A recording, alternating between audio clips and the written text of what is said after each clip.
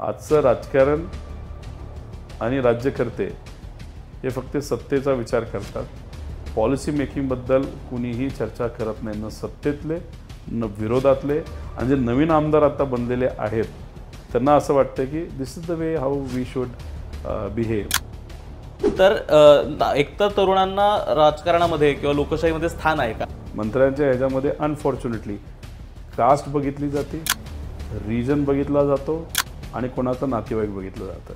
That is very unfortunate. एकतर आमदार निधी सगळ्यांना समान आहे, मंत्री असू नाही तर कुणी असू, प्रत्येक आमदाराला 5 कोटी रुपये निधी पर वर्षी हा मिळतो दरवर्षी. त्याचा तुम्ही वापर कशासाठी करू शकता? तुम्ही मंदिराला सभामंडपी बांधू शकता, नाही शाळेची खोली बांधू शकता. आज शेतकरी आत्महत्या जेवढ्या आहेत त्याच्यापेक्षा कितीतरी जास्त वर्षाला या युवांच्या आत्महत्या आहेत. की जर कॉपी करूनच पास होणार असेल आणि मग किती हुशार असला आणि तो बघतोय साईडला सगळेच कॉपी मारतात, तो हुशार माणूस पण म्हणेल चल आपणही कॉपी मारू. अशी अनफॉर्च्युनेटली परिस्थिती आज विधिमंडळाची झाली, याची भीती वाटते. तुम्हाला पांढरेच कपडे घालावे लागेल, कारण पांढरे कपडे घातले म्हणजे तुमची स्वच्छ प्रतिमा दिसते, म्हणजे ते दाखवण्यासाठी.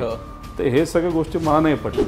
पैसे घेऊन जर कोणी मतदान करत असेल तर त्या व्यक्तीला उद्या जाऊन जर खासदार, आमदार, कॉर्पोरेटर नीट काम करत नसेल तर त्या व्यक्तीला विचारण्याचा तसा अधिकार नाही.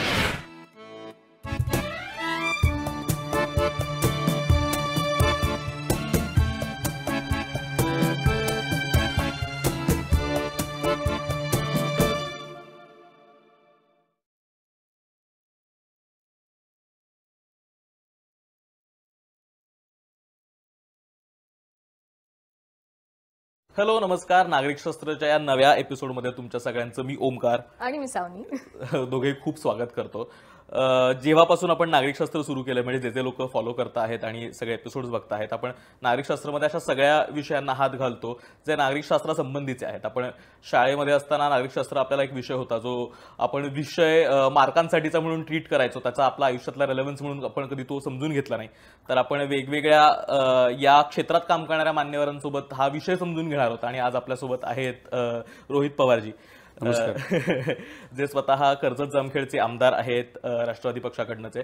आणि आज आपण त्यांच्यासोबत आमदार आणि त्यांचा जनसंपर्क आणि या सगळ्यांबद्दल गप्पा मारणार आहोत आणि समजून घेणार आहोत की नक्की आमदार काय काम करतात. तर एकतर खूप खूप धन्यवाद दादा, तुम्ही आम्हाला आज वेळ दिलात.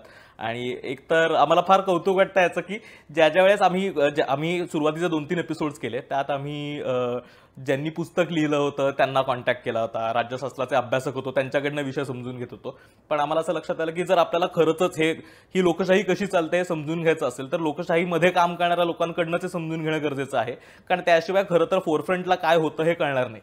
तर आज तुम्ही तो वेळ दिलात आणि आज तुमच्याकडनं हे समजून घेणार तर आम्हाला फार मजा वाटते. मलाही आवडलं. आणि हा उजळणी फॉर्मॅट आहे. आपण सगळे शाळेत असायचो, लेक्चर अटेंड करायचो किंवा न करायचो, पण परीक्षेच्या आदल्या दिवशी आपला एक खास मित्र असायचा जो आपल्याला आदल्या दिवशी सगळी उजळणी करून घ्यायचा की हे आहे.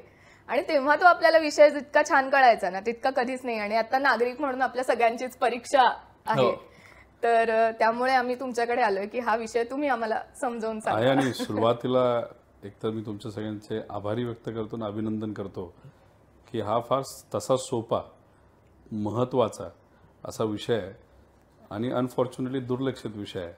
तो घेतला त्यासाठी तुमच्या सर्व व्ह्युअर्सकडनं मी आपले आभार व्यक्त करतो. थँक्यू. आपल्याला समजा कुठचा तरी सोहळा साजरा करायचा असेल, आपल्याला आपल्या पोरांची शाळेत ऍडमिशन करायची असेल, आपल्याला आपल्या बिल्डिंगला रंग लावून पाहिजे असेल, तर आपण नगरसेवक, आमदार, खासदार सगळ्यांकडे जातो. कोणाचं काम काय आहे माहिती नाही आणि त्यांच्या नावाने शंख करत सुटतो. तर आमदारांकडे लोक कशासाठी येतात आणि कशासाठी यायला पाहिजेत या दोन्हीबद्दल? आता काय झालंय की जो जास्त अप्रोचेबल असतो त्याच्याकडे लोक जातात. एखादा आमदार अप्रोचेबल असेल तर लोक सहजपणे आमदाराला भेटतात.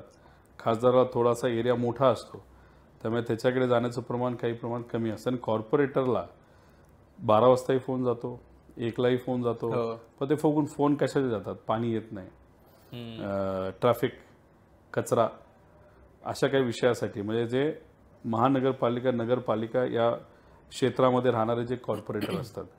आता आमदार हा ग्रामीण भागातला असतो, निम शहरी भागातला असतो आणि शहरी भागातला असतो. आता तिन्हीचे तसे वेगळे रोल्स आहेत. रोल एकच आहे, लोकांची अडचण सोडवणं. पण शहरी भागातल्या आमदाराकडनं अनफॉर्च्युनेटली कॉर्पोरेटर ज्या पद्धतीने काम करतो तशीच लोक अपेक्षा करतात असं आम्हाला वाटतं. पण आमदार काय करू शकतो, तर शासकीय योजना आरोग्याच्या ह्या लोकांपर्यंत पोहोचू शकतो, हॉस्पिटलला मदत करू शकतो, शाळेच्या बाबतीत सुद्धा RTE एज्युकेशनच्या बाबतीतले कोणाला काही अडचण आली, कुणी नीट वागवलं नाही, म्हणजे ज्या राज्य सरकारच्या योजना नाही तर ऑफिसेस आहेत, कलेक्टर ऑफिस असेल, तहसीलदार ऑफिस असेल, ज्याचं डायरेक्ट हे राज्य सरकारशी रिलेशन आहे, त्याला आमदार कोऑर्डिनेट करू शकतो. कॉर्पोरेटर हा तिथं असणाऱ्या कॉर्पोरेशनशी कोऑर्डिनेट करू शकतो. म्हणजे उद्या जाऊन तुम्ही जर अपेक्षा ठेवली की कॉर्पोरेशनचा विषय आमदारांनी सोडवायचा आणि आमदाराचा विषय कॉर्पोरेटरनी सोडवायचा, तसं होणार नाही. त्यामुळे हे थोडंसं बघावं लागेल. दुसरं कसं असतं की आमच्याकडे हक्कभंग, नाहीतर आम्ही एखादा मुद्दा लोकांच्या हिताचा मांडला पण अधिकाऱ्यांनी आम्हाला उलट बोलले, आमचं ऐकलं नाही, चुकीचं बोलत असेल तर अधिकारी आम्हाला उलट बोलू शकतो, नाही तर आम्हाला थांबवू शकतो. पण आम्ही जर योग्य बोलत असेल, लोकांसाठी बोलत असेल आणि आम्हाला वागणूक निर्णय मिळाले, तर आम्ही अधिवेशनामध्ये त्या अधिकाऱ्याच्या विरोधामध्ये सुद्धा बोलू शकतो, हक्कभंग आणू शकतो. तो अधिकार आहे. आता कॉर्पोरेटरचा तसा त्यांच्या बॉडीमध्ये तो असू शकतो. तसंच ग्रामीण भागामध्ये जिल्हा परिषदमध्ये काही कामं येतात, पंचायत समितीमध्ये काही कामं येतात. आता ह्याच्यामध्ये तिथं असणाऱ्या आमदारांचं व्याप्ती जरा जास्त असते, कारण एरिया पण मोठा असतो. ग्रामीण भाग, पॉप्युलेशन, मतदार ऑलमोस्ट 20% इकडे तिकडे फरक असतो, पण एरिया तिथला जास्त असतो. बरोबर. त्यामुळे तिथे बरेच विषय आमदाराकडे येत असतात. आणि हे सगळे जे कामं आहेत जे आपल्याला लोकांच्या वतीने करावे लागतात, त्याच्याबरोबरच एक अनसेड रूल असतो. लग्नाला जावं लागतं, गणपतीत फिरावं लागतं, अजून नवरात्रीमध्ये फिरावं लागतं, अजून काही कुठला धार्मिक सण असेल जावं लागतं. आणि जर आमदार खूपच अप्रोचेबल असेल आणि रिलेशनशिपच त्यासाठी महत्वाचं असेल, विकास कदाचित बॅक सीटवर असेल, तर मुलाचा पहिला वाढदिवस, 10वा वाढदिवस हे सुद्धा आपण करू शकतो. पण जो लोकप्रतिनिधी या विषयामध्ये गुंतून पडतो, कारण 24 तासचे 25 तास करता येत नाही, मग आपण त्यांच्याकडनं तेवढीच अपेक्षा करू शकतो. ते चुकीचं नाही. पण समजा विकासावर भर देणारा, नाहीतर अजून काही वेगळ्या मुद्द्यांवर काम करणारा, एखादं स्ट्रक्चर्ड वे मध्ये काम करणारा जो आमदार असतो, नाही तर अभ्यास करणारा जो आमदार असतो, सगळेच आमदार अभ्यास करतात नाही करत हा वेगळा विषय, त्या लेवलला आहे. पण वेगळ्या वेगळ्या पद्धतीचे काही आमदार, आता काही आमदार तर अजिबात लग्नाला जात नाही. मी तर कुठं गेलेलो मला तरी आठवत नाही. मग पण दुःखाच्या काळामध्ये आम्ही त्यांच्याबरोबर असतो, आरोग्याच्या विषयासाठी बरोबर असतो, शिक्षणासाठी बरोबर असतो, नोकरीसाठी बरोबर असतो. त्यामुळे आपण आपल्या लोकप्रतिनिधींकडनं काय अपेक्षा ठेवता हे पण तितकंच महत्वाचं आहे. पण उद्या तुम्हाला असं वाटलं की रात्री 2 वाजता 4 मित्र बसलेत आणि मित्रांना दाखवायचं की माझा आमदार फोन घेतो, रात्री 2 वाजता जर आपण फोन करणार असू, आमदार फोन पण घेईल, पण मग ही अपेक्षा करणं कितपत योग्य आहे. त्यामुळे लोकांनी ठरवलं पाहिजे. काम लोकांनी आमदार, कॉर्पोरेटर, खासदार त्यांच्या लेवलकडनं करून घेतलं पाहिजे असं मला वाटतं. मला हा पर्स्पेक्टिव्ह खूप जास्त आवडतो की लोकांनी काम करून घेतलं पाहिजे.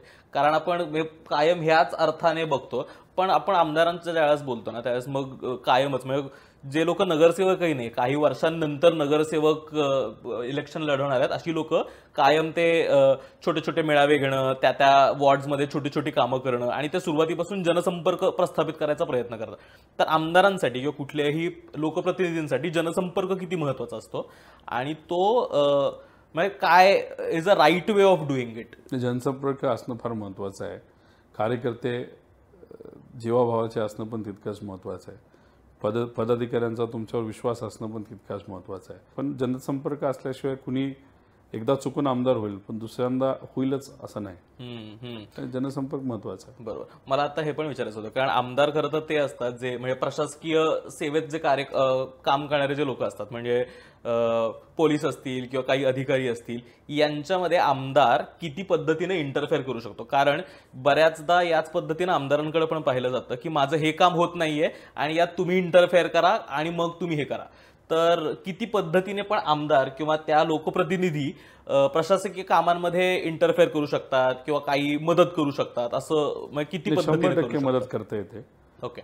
त्यासाठीच तर आमदार असतो. पोलीस आणि इतर विषयामध्ये लक्ष घालून नक्कीच काम होऊ शकतं. पण 2 प्रकार असतात. त्याच्यामध्ये एक प्रकार असा असतो की तुमच्या कार्यकर्त्यांनी पदाधिकाऱ्यांनी चूक केलेली असते, मग तुम्ही अधिकाऱ्यांना फोन करून सांगता की त्यांनी चूक केली, पण ती चूक नाही समजून त्याला माफ कर. आणि दुसरा विषय असतो की एक गरीब व्यक्ती खऱ्या अर्थाने अडचणीत असते आणि अडचणीत असताना ती अडचण सोडवण्यासाठी पोलिसांपर्यंत पोहोचू शकतात, पण पोलीस बिझी असेल तर त्यांना सेकंड प्रायोरिटी मिळते. तर आपल्या फोनमुळे ती पहिली प्रायोरिटी मिळाली पाहिजे. मला असं वाटतं की दुसरं जे काम आहे ते महत्त्वाचं आहे आणि अधिकाऱ्यांना ते काम सोडवावं लागतं, काम मदत करावीच लागते. जर नाही केली तर आमच्याकडे पुरावे असतील तर आम्ही हक्कभंग आणू शकतो. आणि तुमचं वट काय त्याच्यावर पण आहे. म्हणजे आता वट इन द सेन्स तुम्ही सारखं सारखं वाळूची गाडी पकडली म्हणून जर अधिकाऱ्यांना फोन करणार असाल, नाही तर कुठेतरी चुकीचं झालं तर मग अधिकाऱ्यांमध्ये सुद्धा एक परसेप्शन तयार होतं की हा फक्त ठराविक लोकांसाठीच फोन करतो, जे ठराविक लोक म्हणजे पैशावाली लोक गरिबासाठी करत नाही. मग तो अधिकारी चांगला असेल तर मग गरिबाचं काम तसंच करून टाकणार, आणि जर नसेल तर गरिबाकडे दुर्लक्ष करणार आणि फक्त आमदाराला खुश ठेवणार. असंही त्याला बॅलन्स करायचं असेल तर लोकांनी पुढाकार घेणं पण त्या वेळेस जास्त महत्वाचं आहे. आता ह्या सगळ्यातनं एक काय लक्षात येतंय की डिफाईन्ड रोल नाहीये, म्हणजे हे हे हे हे एवढं काम आमदारांनी करायचं आणि मग शांत झोपायचं. आम्ही मागे पुण्याच्या सीपीन सोबत बोलत होतो तर त्यांनाही हाच प्रश्न विचारलेला की हे सगळे जॉब्स आहेत, हे 9 to 5 जॉब्स नाही आहेत की सकाळी उठायचं किंवा ऑफिसला जायचं, पंच इन करायचं, एवढंच काम आहे माझं डेझिग्नेटेड, ते करायचं, 5 वाजता क्लॉक आउट करायचं आणि निघायचं.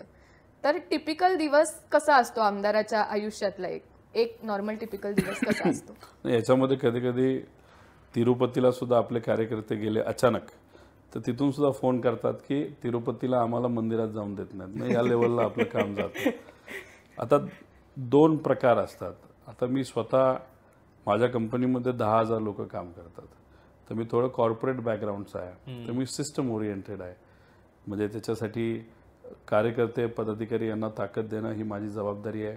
त्यांनी एखादं काम अधिकाऱ्यांना सांगितलं तर ते त्या लेवलला होतं. दुसरं, त्या पदाधिकाऱ्यांना मदत करण्यासाठी माझं ऑफिससुद्धा आहे. मेडिकल डिपार्टमेंट बघायला लोक आहेत, त्यानंतर रेव्हेन्यूचा एखादा विषय असेल तर ती लोक आहेत. म्हणजे कोणाचंही काम माझा फोन नाही लागला, नाही तर मी अधिवेशनात असेल तर तसा फोन घेत नाही, मी अधिवेशनात फोकस करतो, म्हणजे ज्याच्यासाठी मी आमदार झालेलो आहे. नाहीतर एखाद्या बैठकीत, जसं आता मी तुमच्याशी बोलतो, माझा फोन सायलेंटवर आहे. नाहीतर मग उद्या जाऊन एखाद्या राजकीय नाही तर सामाजिक कामामध्ये मी असेल तर माझ्याकडनं फोन स्वतः घेतले जात नाहीत, तर मग माझा कॉर्डिनेटर घेतो, त्यांची कामं संपवतो आणि मग मी परत फॉलोअप करायला करतो.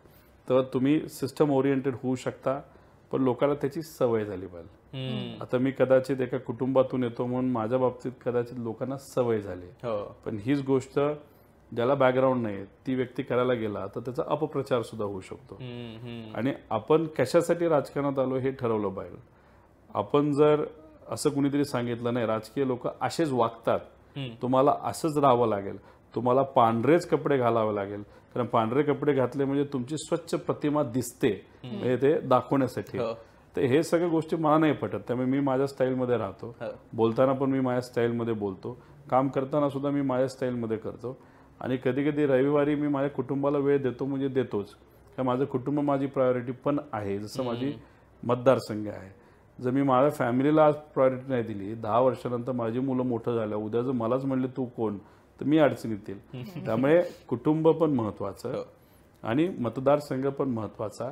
पण आपण फोनवर नाही आलो मग काम नाही राहिलं पाहिजे, त्यामुळे सिस्टम लावणं पण तितकंच महत्वाचं आहे. आता मी माझ्या मतदारसंघामध्ये सरकारच्या ज्या कुठल्या योजना आहेत, माझा मतदारसंघ रोजगार हमीमध्ये मागून कुठल्या तरी नंबरला होता, घरकुलाच्या बाबतीत मागचा नंबर होता, त्यानंतर कृषी विभागामध्ये मागचा नंबर होता, त्यानंतर महिला व बालकल्याण मागचा नंबर होता, त्यानंतर इतरही जे विभाग आहेत सर्व त्याच्यामध्ये आम्ही मागेच असायचो.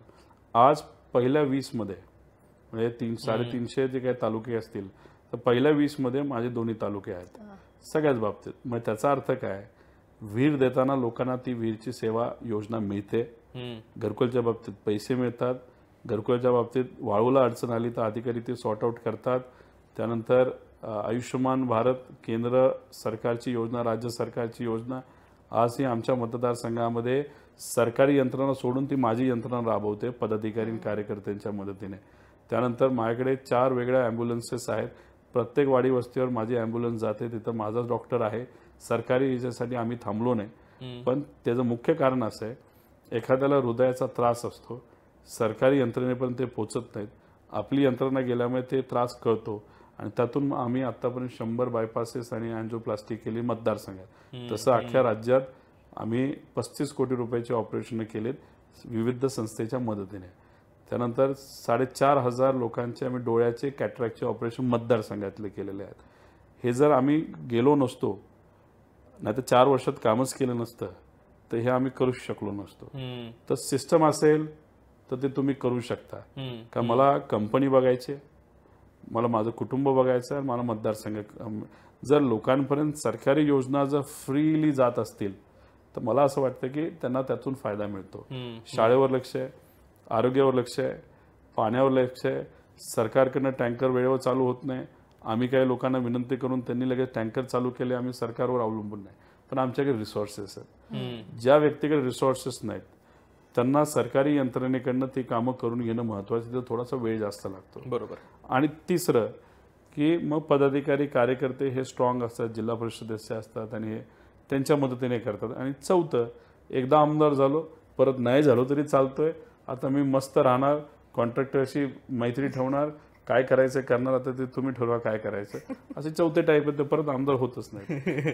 आता आपण बोलताना हे उल्लेख केला ना की या मतदारसंघात ही कामं केली, ही कामं केली, तर म्हणजे आमदार निधी म्हणजे हे पैसे ज्यावेळेस खर्च होतात लोकांसाठी, त्या समजा मतदारसंघात हे या गोष्टी उपक्रम केल्या, कारण प्रत्येक मतदारसंघात म्हणजे आय एम अज्युमिंग की सगळ्याच आमदारांना same kind of resources accessible असतात.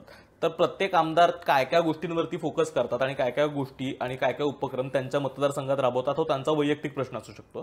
तर काय काय एकतर रिसोर्सेस अवेलेबल असतात आमदारांना जे लोकांना अवेलेबल होऊ शकतात, पहिली गोष्ट, आणि ते कुठून खर्च केले जातात, आणि त्याचं असं काही असतं का की या गोष्टींमध्ये हे खर्च करायचे असतात किंवा या गोष्टींना प्राधान्य द्यायचं असतं मतदारसंघातल्या गोष्टींसाठी? नाही, आता याच्यामध्ये एकतर आमदार निधी सगळ्यांना समान आहे, मंत्री असू नाही तर कुणी असू, प्रत्येक आमदाराला 5 कोटी रुपये निधी पर वर्षी हा मिळतो दरवर्षी. त्याचा तुम्ही वापर कशासाठी करू शकता? तुम्ही मंदिराला सभामंडपी बांधू शकता, नाही शाळेची खोली बांधू शकता. तुमच्या मतदारसंघामध्ये कशाची काय रिक्वायरमेंट आहे ते तुम्ही बघा. रोड करू शकता, छोटासा ब्रिज बांधू शकता, अजून कोणाला लाईट देऊ शकता, सोलार देऊ शकता, काही तुम्हाला पाहिजे ते करू शकता. मी माझ्या मतदारसंघामध्ये लाईटचे कनेक्शन दिलेले आहेत, कारण का सिंगल फेज मिळत नाही, सरकारकडे नाही पैसा, तर मग आपण आपला निधी तिथं वापरलेला आहे. असे काही लोक आहेत त्यांना आतापर्यंत गेले 30 वर्ष सिंगल फेज लाईट नव्हते. सिंगल फेज मध्ये 24 तास लाईट मिळते आणि त्याच्यावर टीव्ही वगैरे चालू शकतो. 3 फेज म्हणजे जे ऍग्रिकल्चरचे असते. बरोबर. काही लोक त्याच्यावर घर चालवतात, पण ती लाईट गेली ती 8च तास असते, त्यानंतर घर सगळं अंधारात असतं. तर मग तुम्ही पैसे आमदार निधी कशासाठी वापरतायत ते एक. 2, तुमचा संपर्क सरकारमध्ये किती आहे, तुम्ही सत्तेत असाल तर मग तुमचे मंत्री तुम्हाला किती निधी देतात हे सुद्धा बघणं महत्वाचं आहे. आणि तुम्ही सत्तेत नसाल तर मग तुम्ही विविध गोष्टींच्या मदतीने, जसं की अधिवेशनामध्ये एक असा मुद्दा तिथं मांडू शकला, नाहीतर एखादा तुमच्या अधिकाराचा योग्य असा वापर करू शकला ज्याच्यामुळे तुम्ही एखाद्या अधिकाऱ्याला अडचणीत आणू शकता, नाहीतर मंत्र्याला अडचणीत आणू शकता. Not in a negative way, but in a way की माझा अधिकार असताना मला तो डावलून तो दुसऱ्याला कोणाला तरी मिळाला, तर त्या अनुषंगाने तुम्ही आमदार म्हणून जो तुमचा अधिकार आहे त्याचा विधानसभेमध्ये कसा वापर करता, त्याच्यावर सुद्धा विकास निधी हा, म्हणजे तुम्ही विरोधात असला तरी तुम्हाला निधी मिळू शकतो, हा मुद्दा त्याच्यामध्ये. आणि त्यानंतर तिथं असणाऱ्या अधिकाऱ्यांचे तुमचे संपर्क कसे, जिल्हा परिषदचा सदस्य CEO असेल त्याच्यावर तुमचे संबंध कसे आहेत, तिथं जर इलेक्शन झालं असेल आणि बॉडी आली असेल त्या बॉडीवर तुमचे संबंध कसे आहेत, शहरामध्ये कॉर्पोरेशनमध्ये तुमचे संबंध कसे आहेत, कशी कामं तुम्ही करून घेता, ह्या सगळ्या विषयांवर तुमचा तो फंड तिथं हे असतं. पण आता काय झालंय, नजीकच्या काळामध्ये अधिवेशनामध्ये तुम्ही जर गेलात, जर जी पूर्वी डिसिप्लिन होती 2014 अँड बिफोर हो. ती आता डिसिप्लिन राहिलेली नाही. जसं की अध्यक्ष आणि आमदार जेव्हा चर्चा करत असतात, नाहीतर आम्ही मंत्र्याशी बोलत नाही, आम्ही अध्यक्षांना सांगतो मंत्र्याला सांगा, तो एक प्रोटोकॉल आहे. आता ह्याच्यामध्ये टेक्निकली काय असतं की आम्ही जेव्हा संवाद साधत असतो, नाही तर तुम्ही बघितलं असेल अध्यक्ष महोदय आम्ही सारखं करतो, तर आमच्या आणि अध्यक्षांच्या मध्ये कुणी येऊ शकत नाही. पण आज कुणी येतंय कुणी असं जातंय त्याला आम्ही क्रॉस म्हणतो. हे पूर्वी अलाउड नव्हतं. मंत्री तिथं आल्यानंतर मंत्र्याच्या मागे नाही तर मंत्र्याकडे पत्र घेऊन जाणं हे अलाउड नव्हतं. आता मुख्यमंत्री तिथं आले की 10 आमदार उभे असतात, कुणी उभे राहायचे नसतं जेव्हा एखादा संवाद. तर आज जी डिसिप्लिन अधिवेशनामध्ये पाहिजे अनफॉर्च्युनेटली न राहिल्यामुळे, जो मी दुसरा मुद्दा म्हणाला की विविध अधिकारांचा वापर करून एखाद्या मंत्र्याकडनं काम करून घेणं आजच्या काळामध्ये अनफॉर्च्युनेटली ते पॉसिबल नाही आहे. त्यामुळे तुम्ही एक सत्तेत असणं एक महत्त्वाचं आहे, नाहीतर तुमचा दुसरा अधिकार जिल्हा परिषद आणि कॉर्पोरेशनचा वापरून नाहीतर मंत्र्यांशी तुमचे नातं कसे रिलेशन कसे याच्यावर तुम्ही तुमचं कामं करू शकता. पण तो कशावर निधी वापरायचा तो तुमचा विषय. आता ह्याच्यातच ना बाहेरून बघताना ऑनेस्टली ते चॅनल लावून ठेवलेलं असतं, राज्यसभा टीव्ही, लोकसभा टीव्ही किंवा बाकीच्या प्रत्येक चॅनलवर लाईव्ह पार्लमेंटची सेशन किंवा विधानसभेची सेशन दिसत असतात. त्याच्यामध्ये तुम्ही जे म्हणालात ते आम्हाला पण बाहेरून बघताना दिसतं की अरे असंच कसं उठून चाललंय. कारण आम्हाला आठवतं शाळेची जेव्हा फील्ड ट्रिप जायची तेव्हा मी असं बसल्यामुळे मला बाहेर काढलेलं आहे, आणि आमदार वगैरे बसताना ते कसेही बसलेले दिसतात. तर ते काय प्रोटोकॉल हा एक विषय झाला. तिकडे ऍक्च्युअल काम काय असतं, आमदाराचं विधानसभेमध्ये ऍक्च्युअल काम काय असतं, आणि पण आमदार विधानसभेमध्ये जाण्यासाठी आणि विधानसभेच्या माध्यमातून आपल्या मतदारसंघातल्या लोकांसाठी काम करण्यासाठीच खरं तर ते आमदार बनलेले असतात. विधानसभेमध्ये हे म्हणले जातात, म्हणजे काय म्हणतात त्याला, रूल्स नाही म्हणणार त्याला आपण, राज्यासाठी बिल्स असतात, नाहीतर राज्यासाठी पॉलिसी असते, त्या पॉलिसीबद्दलची चर्चा असते, म्हणजे तिथे आपण पॉलिसीज बनवतो. आता समजा सरकारने एज्युकेशन पॉलिसीवर चर्चा आणली आणि तिथं फक्त सत्तेतलेच आमदार बोलणार असतील आणि विरोधातली कुणीच भूमिका मांडणार नसतील तर इनकम्प्लीट पॉलिसी येऊ शकते. आता आम्ही तिथं जर पॉलिसी बनवणार असो तर तिथं त्या बाबतीतली चर्चा होणं फार महत्त्वाचं आहे. पण मी आमदार झाल्यापासून आजपर्यंत ठराविक बिल सोडले तर कुठंच त्या बाबतीतली चर्चा झालेली मी तरी बघितलेली नाही.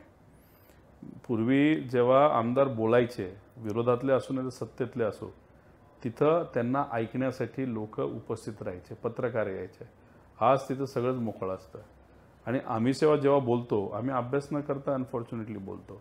दुसरं काय झालंय की तिथं पूर्वी टीव्हीवर येत नव्हतं, आता ऑनलाईन आहे. त्यामुळे प्रत्येक व्यक्ती काय म्हणतो, माझा व्हिडिओ आला पाहिजे, तो व्हिडिओ सोशल मीडियावर मला स्प्रेड करता आला पाहिजे आणि विषय संपला. मग it has become very temporary or other it has become very shallow.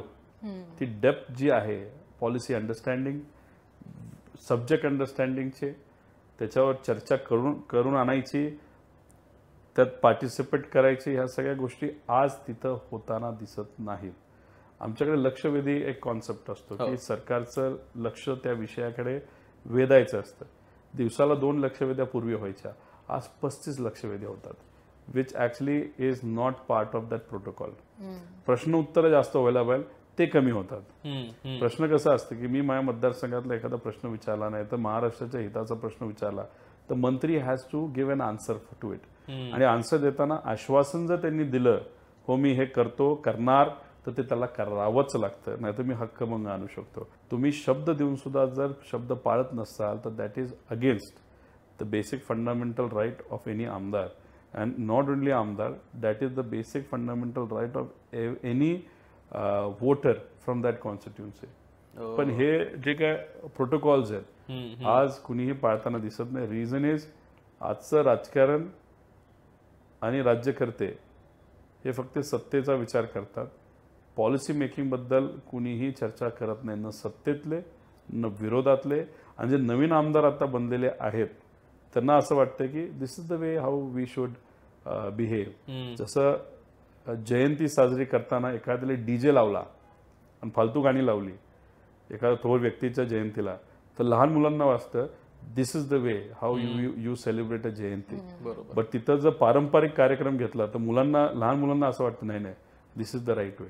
तर ती जी काय उदाहरणं आहेत आज आम्हा नवीन आमदारांना जी बघायला मिळत आहेत, आम्हाला असं वाटतं this is the way. No need to study WhatsApp university जशी असते ना, तसं आमचं विधानसभा युनिव्हर्सिटी झालेली आहे. नुसतं मोगम सगळं चाललंय. पण पॉलिसी बद्दल चर्चा करण्यासाठी आमदार म्हणून आम्ही तिथं जात असतो आणि अनफॉर्च्युनेटली आज ते होताना दिसत नाही. आता तुम्ही बोलताना म्हटलात ना की इतक्या पॉलिसीजसाठी म्हणजे खरं तर विधानसभेमध्ये आपल्या मतदारसंघातले प्रश्न उपस्थित करण्यासाठी किंवा आपल्या मतदारांसाठी काहीतरी एक गोष्ट घडवून आणण्यासाठी खरं तर विधानसभेत सगळे आमदार असतात. हे सगळं ऐकताना तर असं वाटतं की यासाठी खरं तर खूप अभ्यास लागू शकत असेल किंवा गोष्टींचं अंडरस्टँडिंग लागू शकत असेल. तर काय काय अभ्यास आमदारांनाही करावा लागतो? कारण आम्हाला तर आमदार म्हणजे कुणीतरी एक व्यक्ती असते ज्याला निवडून दिलं जातं, त्याच्या मागे अभ्यास आहे. जे विधान सभेत गेल्यानंतर काहीतरी गोष्टींची तयारी करणं जे असतं, म्हणजे काय असते, म्हणजे तुम्ही प्रश्नांची तयारी कशी करता ज्यावेळेस एखादा प्रश्न विचारायचा आहे? तुम्ही इंजिनियरच असावं, तुम्ही MBA केलेलं असावं असं नाही, तुम्ही लॉजिकल असावं. इलॉजिकल व्यक्तीला राजकारणात येऊ नये. त्याचं मुख्य कारण असं आहे, तो स्वतःचं नुकसान करतो असं नाही, त्याला निवडून जे लोक देतात, आता तो लोकांचा अधिकार आहे कोणाला निवडून द्यायचा. पण इलॉजिकल व्यक्ती तिथं गेला तर तो लोकांच्या हितासाठी कधीच लढत नाही, तो स्वतःच्या ह्याच्या दुनियामध्ये असतो. त्यामुळे तुम्ही किती शिकला ह्याच्यापेक्षा तुम्ही किती लॉजिकल आहात. तुम्ही इंजिनियर राहून इलॉजिकल वागू शकता, नाहीतर तुम्ही इंजिनिअरिंग राहून लॉजिकली वागू शकता, आणि तुम्ही न शिकता सुद्धा लॉजिकल राहू शकता. त्यामुळे लॉजिकल असणं फार महत्वाचं. आता लॉजिकल म्हणजे काय, तुम्ही एखाद्या अधिकाऱ्यांकडे गेलात आणि म्हणालात अरे बाबा तुला काय अडचणी आहेत, मला लोक भेटतात, ते म्हणतात की एखादी योजना लोकांपर्यंत नेण्यासाठी त्याला 10 वेळा हेलपाटे मारावे लागतात, काय अडचण काय. मग तो अधिकारी सांगेल आमच्या ह्या अडचणी आहेत. मग लोकांशी चर्चा केली झालं बाबा काय अडचण येते, ते म्हणाले की हे अडचण आहे. आणि मग ह्या सगळ्या गोष्टींचा प्रॅक्टिकल अभ्यास करून फक्त ते बोलून दाखवायचे विथ एक्झाम्पल्स. 2 जे लोक आपल्यापेक्षा हुशार असतात त्यांच्याशी बोललं तर पाहिजे. बऱ्यापैकी लोकांना इगो असतो, आपल्यापेक्षा खूप हुशार आहे का, खूप शहाणा समजतो का, बस तू तिकडे. माझं मत असं आहे आपल्यापेक्षा हुशार आहे तर उलट त्याच्याशी चर्चा करणं महत्त्वाचं आहे. अशा लोकांची चर्चा करून विषय समजून घेऊन आपण मांडू शकतो. नाहीतर मग कुठल्या राज्यात काय चांगलं चाललंय, जसं की काही राज्यांमध्ये मुलींच्या बाबतीतल्या स्कीम चांगल्या आहेत एज्युकेशनचं, जसं तेलंगणा वगैरे तिथं त्या भागामध्ये आंध्रामध्ये आहेत, तर त्या स्कीम चांगल्या आहेत तर का चांगल्या आहेत त्याचा एक अभ्यास करावा लागेल. तमिळनाडूमध्ये एज्युकेशन सिस्टम काय एवढं चांगलं आहे, केरळामध्ये सुपर्ब आहे, दिल्लीमध्ये चांगलं आहे, हे करा. पण मग ते स्वीकारून मांडत असताना आपण जर सत्तेत असू तर मंत्री असू तर आपण कधीही दुसऱ्या राज्याचा रेफरन्स घेत नाही का, आपण कमी. माझं मत आहे की चांगले तर चांगले, आपण त्याच्यापेक्षा चांगलं कसं करता येईल हे बघा. आणि आम्ही मांडताना ह्या सगळ्या गोष्टींचा अभ्यास करून, एक तर रिसर्च पेपर असतात, नाहीतर कुणीतरी त्याच्यावर PhD केलेली असते, नाहीतर तुम्ही इंटरनेटवर गेला तर बरंच काय मिळतं. फक्त काय बघायचं हे तुम्ही ठरवावं लागतं. आणि चांगल्या गोष्टी बघायचं तुम्ही ठरवलं तर यू कॅन गेट दॅट. दुसरं, भारताच्या बाहेर सुद्धा काही राज्य आहेत जे आपल्या राज्यापेक्षा छोटे आहेत, पण त्यांनी सुद्धा काही योजना खूप चांगल्या राबवल्यात, ते राज्याचा अभ्यास करता येईल. आणि मग त्या राज्याचा अभ्यास केल्यानंतर आपल्या भारतामध्ये कुठल्या राज्याने ती स्कीम अडॉप्ट केली का नसेल केली तर we can be the first राज्य टू डू इट. पण ह्याच्यासाठी इच्छाशक्ती असावी. आता ह्याच्यामध्ये काही आमदार असे म्हणतात परत आमदार होणार आहे का नाही माहीत नाही, तर मग या अभ्यासू विषयाकडे कोणी लक्ष देत नाही. त्यांचं चाललं असतं फंड आणा, कॉन्ट्रॅक्टरला भेटा, नाहीतर जे उद्या जाऊन काहीतरी बनवू पाहतायत तर ते अभ्यास करतात. पण नुसताच अभ्यास करत राहिले आणि जनसंपर्क कमी पडला तर तोही माणूस टिकत नाही, तोही पडतो. त्यामुळे दोन्ही बॅलन्स करावा लागतो, जनसंपर्क पण लागतो, अभ्यासही लागतो, आणि ते मांडण्याची क्षमता सुद्धा तुम्हाला लागते. फक्त काय झालं की अधिवेशनामध्ये कितीही काहीही मांडलं तर सरकारकडनं जर उत्तर मिळत नसेल, सरकारकडनं प्रतिसाद मिळत नसेल, आम्ही युवा म्हणून जेव्हा बोलतो तेव्हा आम्हाला युवक म्हणजे ह्यांना काय अक्कल आहे, ह्यांना काय अनुभव आहे, या अनुषंगाने आमच्याकडे बघितलं जातं. हे नवीन नवीन लोक येतात ना आम्हाला शिकवत बसतात. हे सत्तेतले लोक जेव्हा बोलायला लागतात ना, मग आम्ही ज्यांच्यासाठी बोलतो त्यांचं ऐकलं जात नाही. आणि आम्ही अभ्यास करून बोललो तरी आमचं जर ऐकलं जात नसतं तर त्याच्यावर कुणीच काम करणार नाही. त्यामुळे पूर्वी कसं असायचं, एखाद्या विषयावर लिटरली काय काय आमदार आहेत मी ऐकलंय की आज भाषण सुरू व्हायचं, 6 तास आज बोलायचे आणि राहिलेलं 3 तास पुढच्या दिवशी बोलायचे. एवढं भाषणं तिथं झाली आणि भाषणं करायचे म्हणून नाही, खरंच टू द पॉईंट. आणि कसं कसं हे पॉलिसी चुकली आहे, पूर्वी कसं झालं होतं, आत्ताची परिस्थिती काय, तुम्ही जी मांडलेला मुद्दा आहे ना, तर जी पॉलिसी आणतात त्यात ह्या त्रुटी आहेत आणि ह्या अशा आपल्याला भरून काढता येतील. आणि हे भाषण झाल्यानंतर मंत्री सुद्धा बोलत असताना हे जे काय मांडलं हे बरोबर आहे, हे चुकीचं आहे, हे याच्यासाठी बरोबर आहे, हे याच्यासाठी चुकीचं आहे, पण हा जो मुद्दा आमच्या विरोधकांनी मांडलेला आहे तो स्वीकारण्यासारखा आहे, तो स्वीकारलाच गेला पाहिजे. एवढी मॅच्युरिटी सुद्धा सत्तेतल्या लोकांकडे होते. आज अनफॉर्च्युनेटली सत्तेत घ्या नाही तर विरोधात घ्या, काय गोंधळ चाललाय कोणाला माहिती आहे. त्यामुळे रिसर्च नाही, काय नाही. पण हुशार आहेत का लोक, तर आहेत. पण वातावरणच असं असतं की असं झालंय की जर कॉपी करूनच पास होणार असेल आणि मग किती हुशार असला आणि तो बघतोय साईडला सगळेच कॉपी मारतात, तो हुशार माणूस पण म्हणेल चल आपणही कॉपी मारू. अशी अनफॉर्च्युनेटली परिस्थिती आज विधिमंडळाची झाली, याची भीती वाटते. आता तुम्ही बोलताना युवा आणि युवकांबद्दल बोललात ना, तर एकूणच लोकशाहीमध्ये किंवा राजकारणामध्ये तरुणांना स्थान आहे का? म्हणजे आता आपण खूप मोठ्या पदांवरती किंवा कॅबिनेटमध्ये किंवा मंत्रिमंडळांमध्ये किंवा अगदीच मोजकेच, म्हणजे तुम्ही आणि आणखीन काही धरले तर अगदी काही बोटावर मोजण्या इतकेच आपल्याला तरुण आमदार दिसतात, किंवा एकूणच राजकारणामध्ये इंटरेस्ट असलेले किंवा ऍक्टिव्ह पॉलिटिक्समध्ये असलेले फार कमी तरुण लोक दिसतात. तर एकतर तरुणांना राजकारणामध्ये किंवा लोकशाहीमध्ये स्थान आहे का? आणि दुसरी गोष्ट म्हणजे लोक पण परस्यू करताना, म्हणजे जनता पण वोट देताना हा विचार करते का की ही व्यक्ती तरुण आहे, की आता माझ्या समोरचा जो कॅन्डिडेट आहे तो अनुभवी किंवा वयस्कर आहे, तर या पद्धतीने लोकही परस्यू करतात का? स्वतंत्रता मिळाल्यानंतर पहिली जी पार्लमेंट होती त्याच्यामध्ये 40% युवा वर्ग होता. आत्ता 2019ला पार्लमेंटरियन जे इलेक्शन झालं त्याच्यामध्ये माझ्या अनुषंगाने 14% असेल. महिलांचे रेशो हा कमी होत गेलेला आहे अनफॉर्च्युनेटली. विधानसभेमध्ये जर बघितलं 2014ला माझ्या अनुषंगाने 24% आमदार हे 27 आमदार 40 वयाच्या खालचे होते. आता कदाचित माझ्या अंदाजाने 18 का 19 आहेत. मग ह्याच्यावरूनच कळतंय की भारत हा युवा देश आहे. भारताचं लोकसंख्येचं ॲव्हरेज 28 आहे. आपण अख्ख्या जगामध्ये सगळ्यात जास्त लोकसंख्या असणारा देश आहे आणि सगळ्यात तरुण असणारा देश आहे. तरी सुद्धा पार्लमेंटमध्ये आणि विधानसभेमध्ये युवकांना प्रतिनिधित्व मिळत नाही. मंत्र्यांच्या बाबतीत सुद्धा नाही. मंत्र्यांच्या ह्याच्यामध्ये अनफॉर्च्युनेटली कास्ट बघितली जाते, रिजन बघितला जातो आणि कोणाचं नातेवाईक बघितलं जातं. That is very unfortunate. माझं असं मत आहे की समजा SC/ST विभागाला एखादा ओपन समाजाचा व्यक्ती दिला आणि तो जर न्याय देत असेल तर काय हरकत आहे. स्पोर्ट्स डिपार्टमेंटला SC/ST समाजाच्या एखाद्या व्यक्तीला जर संधी दिली काय वाईट आहे. महिला बालकल्याणला पुरुष टाकला आणि समजा दुसऱ्या फायनान्स डिपार्टमेंटला महिला घेतली काय वाईट आहे. आणि विदर्भातल्या लोकांना संधी देणं म्हणजे विदर्भातला विकास करणं असं पण नाही आहे. एखाद्या व्यक्तीला जर स्ट्रेट फॉरवर्डली सांगितलं गेलं, नाहीतर सरकारमध्ये असणाऱ्या लोकांना जर स्ट्रेट फॉरवर्डली सांगितलं गेलं की आपल्याला बॅलन्स्ड विकास करायचा आहे तर तो विकास करावाच लागेल. आज जर बघितलं तर मंत्री झाले ना फक्त मतदारसंघातला विचार करतात, बाहेर काही होत नाही. मग हे विसरून जातात हे मंत्री राज्याचे मतदारसंघातले नाही. तुम्ही कुठल्याही मतदारसंघामधला एखादा आमदार जेव्हा मंत्री होतो तेव्हा त्यांची वागण्याची पद्धत बघा, नाहीतर निधी बघा मतदारसंघात किती जातोय. सगळा निधी मतदारसंघात जातो आणि बाकीकडे ओस पडून जातं. पूर्वी विरोधातल्या आमदारासुद्धा निधी मिळत होता. आता विरोधात आमदार असेल तर 1 रुपया मिळत नाही. हा भेदभाव केला जातो. आणि मंत्री झाल्यानंतर इतका निधी नेतात मतदारसंघामध्ये. अरे बाबांनो, तुम्ही अख्ख्या राज्याचे मंत्री आहात आणि मग त्याच्यामध्ये बॅलन्स विकासावर कोणी लक्ष देत नाही. माझे आमदार या भागातले निवडून आले, न्याय द्या, पण मग त्या भागातला पण विकास करा ना. आणि मग देत असताना कोणाला तरी जबाबदारी द्या, ब्लॅक अँड व्हाईट लिहून द्या की हे आपल्याला करायचं आहे. नाही तर 2024ला आम्ही या विषयाला घेऊन निवडून आलो, तो 2029ला ते विषय आम्ही मार्गी लावलेत का हे लोकांनी आम्हाला विचारावं. भाषणं फालतू विषयावर करण्यापेक्षा आम्ही हे देणार होतो, हे आत्तापर्यंत दिलेलं आहे आणि हे पुढच्या इलेक्शनपर्यंत देऊ. टू द पॉईंट घ्या. माझं एक पर्सनल मत आहे, लोक इतकी चिडलेली आहेत की तुमच्यातलं पण कोणाला जर आमदार व्हायचं असेल तर या 2024ला 29 संधी मिळेल तुम्हाला. फक्त नीट वागा.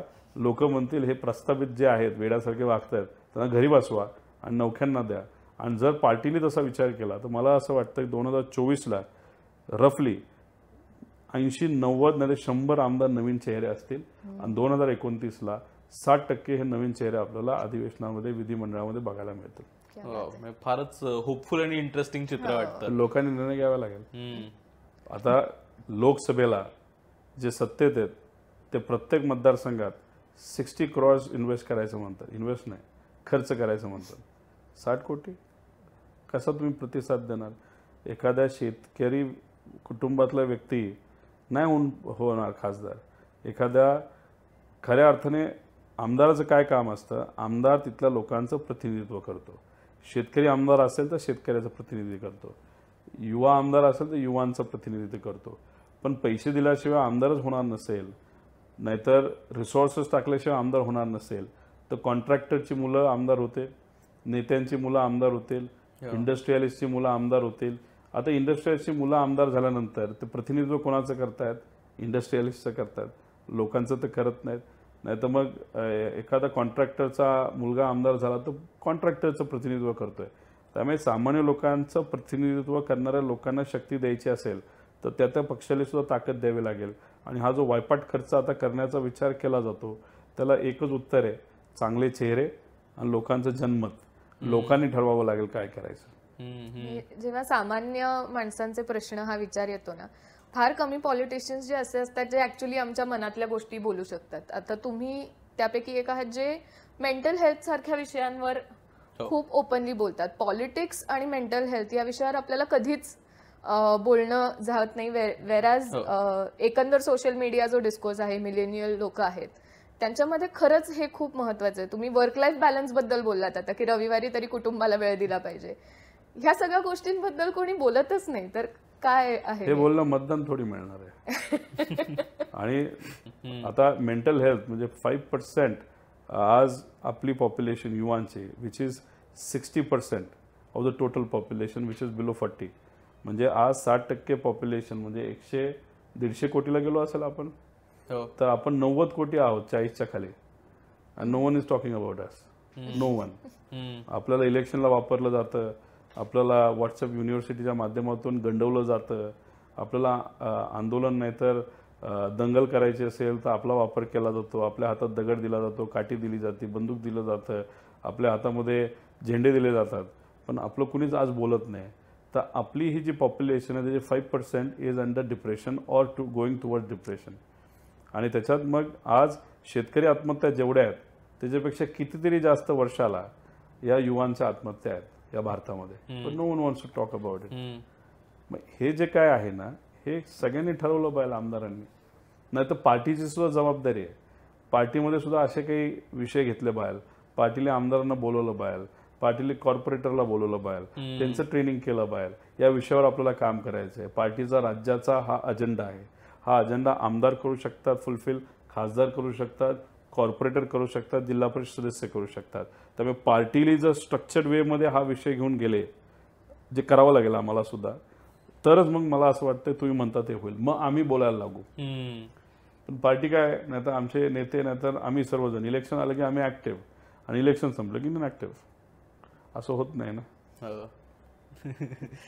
येस. मला शेवटचा प्रश्न म्हणजे अल्टिमेटली हे सगळं चाललंय त्या लोकशाहीमध्ये लोकांचा सहभाग वाढावा, लोकांचं रिप्रेझेंटेशन व्हावं वगैरे. तर सगळ्यात महत्त्वाचं म्हणजे आपण सुरुवात पण तिथूनच केली होती की लोक ही सगळ्यात महत्त्वाचा गाभा आहे त्या लोकशाहीमध्ये. आपण गेल्या काही वर्ष बघतोय की मतदानाचं प्रमाण पण कमी होत आहे, फार लोक ऍक्टिव्हली मतदान करत नाही आणि त्याची वेगवेगळी कारणं असू शकतात प्रत्येकाची.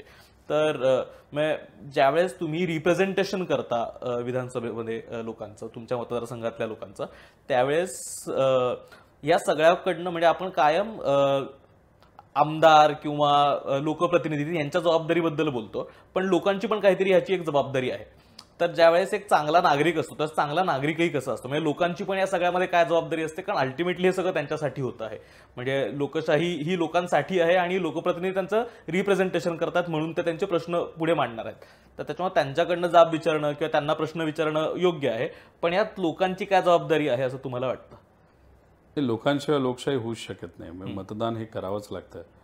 खरं तर आपण जर बघितलं तर आपण लार्जेस्ट डेमोक्रेसी अख्ख्या जगामध्ये, आणि अमेरिका ही ओल्डेस्ट डेमोक्रेसी आहे. पण ती ओल्डेस्ट डेमोक्रेसी असली तरी जेव्हा अमेरिकेमध्ये डेमोक्रेसी आली तेव्हा काही घटकांना मतदानाचा अधिकार नव्हता. आपल्या भारतामध्ये संविधान इतकं सुंदर आहे की प्रत्येक व्यक्तीला, श्रीमंत गरीब महिला पुरुष सगळ्यांना तो अधिकार पहिल्याच वेळेस मिळाला. त्यामुळे संविधान हे आपल्या सर्वांसाठी महत्त्वाचं आहे. त्याच्यामध्ये कुठल्याही प्रकारचा भेदभाव नसतो आणि त्या संविधानाच्या बेसिसवर लोकशाही असते. आता ह्याच्यामध्ये समजा US ला एक विशिष्ट प्रकारे प्रेसिडेंटला निवडलं जातं. 2च पार्टी असतात आणि त्याच्यातून मग 2 प्रतिनिधी पुढे येतात आणि मग काउंटीप्रमाणे मग त्यांना ते निवडत आपण पुढे जातो. तसं इथं नाही आहे. इथं पार्टी महत्त्वाचा आहे, विचार महत्त्वाचा आहे. आणि आपल्या या देशामध्ये हजारो पार्टी आहेत. राज्यातच आता आपण बघितलं तर मला असं वाटतं की 30-40 पार्टी असतील, ऍक्टिव्ह कमी असतील, आणि त्यातून मग आपल्याला उमेदवार निवडून द्यायचा आहे. पण ह्याच्यामध्ये काय झालंय, एक तर खरी लोकशाही बघितली तर तुमचं प्रतिनिधित्व कोण करणार आहे त्या व्यक्तीकडे बघून, त्या पक्षाकडे बघून, म्हणजे पक्ष का तर विचारसरणी काय हे आपल्याला पटती नाही पटत. काही पुरोगामी असतात, काही प्रतिगामी असतात, काही कम्युनिस्ट असतात, काही वेगळ्या वेगळ्या विचाराचे असतात, आणि त्यातून मग आपल्याला एक विचार निवडून मग ती व्यक्ती जी आहे जी तुमच्या भागातून उभा राहणार आहे. आता ह्याच्यामध्ये आपल्या महाराष्ट्रामध्ये सगळ्याच राज्यात असं आहे नाहीये, पण आपल्याकडे जिल्हा परिषद आहे, पंचायत समिती आहे. तसं इतर राज्यांमध्ये सगळ्याच राज्यात आहे असं नाही, पण ठराविक राज्यांमध्ये ते आहे. मग लोकल बॉडीज ज्या असतात, नगर परिषद, नगरपंचायत, महानगरपालिका, जिल्हा परिषद, त्याच्यामध्ये सुद्धा इलेक्शन असतं. आता ते जे निवडून येतात ते लोकल लेवलला त्यांचे जे काही अधिकार असतात त्या पद्धतीने काम करतात. मग येतात MLAs. मग राज्य लेवलला राज्यात सत्ता कोणाची येणार ते MLAs ठरवतात. मग झाला विधानसभेचं इलेक्शन आणि मग येतं लोकसभेचं इलेक्शन. लोकसभा म्हणजे आपल्याच मतदारसंघातलं एखादा विषय तिथं मांडला पाहिजे असं नाही, पण महाराष्ट्रातले जे प्रमुख विषय आहेत ते दिल्लीमध्ये मांडता यावेत यासाठी आपल्याकडनं जी व्यक्ती निवडून जाते आणि पार्लमेंटमध्ये आपल्या वतीने जी बोलते त्याला आपण MP म्हणतो. त्यामुळे हे 3 डिफरंट कॅटेगरीज आहे आणि ह्या सगळ्यांना मतदान हे फार महत्त्वाचं आहे. त्यामुळे लोक जोपर्यंत ठरवत नाहीत कोणा निवडून द्यायचं, जोपर्यंत आज बटन दाबत नाहीत तोपर्यंत उमेदवार निवडून येऊ शकत नाही. त्यामुळे उमेदवार निवडून देत असताना एखाद्या सेंट्रल लेवलच्या नेत्याकडे न बघता जी व्यक्ती आपल्यातली आहे, आपल्या जवळची आहे, नाही तर आपल्यासाठी आजपर्यंत ज्यांनी काम केलंय, जिली काम केलंय, अशा व्यक्तीला निवडून देणं फार महत्वाचं आहे. आता लोकशाहीमध्ये निवडणुकीचा दिवस हा महत्वाचा असतो आणि 2 जी व्यक्ती निवडून आली ती आपल्यासाठी योग्य पद्धतीने काम करते का नाही हे बघणं पण तितकंच महत्वाचं आहे. पण ते सांगत असताना सुद्धा खासदाराकडनं काय अपेक्षा ठेवावी, आमदाराकडनं काय ठेवावी आणि कॉर्पोरेटर नाहीतर जिल्हा परिषदकडनं काय ठेवावी हे सुद्धा आपल्याला कळलं पाहिजे. आणि तिसरी गोष्ट, इलेक्शनच्या काळामध्ये असं म्हणलं जातं आणि हे लोकांकडनंच कळतं आणि लोकांवर आपला विश्वास आहे की आज पैशाचा वापर खूप मोठ्या प्रमाणात केला जातो. पैसे घेऊन जर कोणी मतदान करत असेल तर त्या व्यक्तीला उद्या जाऊन जर खासदार, आमदार, कॉर्पोरेटर नीट काम करत नसेल तर त्या व्यक्तीला विचारण्याचा तसा अधिकार नाही. म्हणजे लोकशाहीमध्ये काय चाललंय याला विचारण्याचा अधिकार कोणाला आहे, जो प्रामाणिकपणे मतदान करतो. जो पैसे घेऊन करतो त्याला अजिबातच नाही, दारू घेऊन करतो त्याला तर नाहीच नाही, आणि तिसरं जो मतदानच करत नाही आणि सुट्टीवर फिरायला जातो, अशा 3 व्यक्तींना तिथं लोकशाही कशी चालली आहे, गव्हर्नमेंट नीट काम करते का नाही याच्याबद्दल विचारणं तितकं महत्त्वाचं नाही. पण सातत्याने आपल्या लोकप्रतिनिधीला आपल्या अडचणी सांगणं, आपल्या अपेक्षा त्यांना समजून सांगणं हे कंटिन्युअस प्रोसेस आहे 5 वर्षाची. आणि इलेक्शन पुरतच ती व्यक्ती काम करते का अख्खं वर्षभर आणि 5 वर्ष ती काम करते हे पण बघण्याची जबाबदारी तिथं असणाऱ्या लोकांची आहे असं मला वाटतं. Yes, thank you so much. एकतर तुम्ही आज धन्यवाद. दिलात आणि हा सोपा वाटारा क्लिष्ट विषय तुम्ही सहजपणे समजावून सांगितलात त्याबद्दल खूप खूप आभार तुमचे. धन्यवाद. Thank you so much. जर तुम्हाला हा एपिसोड आवडला असेल आजचा उजळणीचा तर प्लीज जाऊन नागरिकशास्त्राला सबस्क्राईब करा. हे अमुक तमुकनं सुरू केलेलं नवीन बाळ आहे आम्ही जन्माला घातलेलं, आणि हे सगळे वेगवेगळे महत्त्वाचे आपल्या आयुष्याशी निगडीत महत्त्वाचे वेगवेगळे विषय घेऊन आपण नागरिकशास्त्रामध्ये येत आहोत. तर प्लीज जाऊन सबस्क्राईब करा. इतर कुठल्याही मीडियम्सवरती ऐकताय, स्पॉटिफाय आणि इतर कुठल्याही ऑडिओ प्लॅटफॉर्म्सवरती, तर तिथेही जाऊन फॉलो करा. धन्यवाद.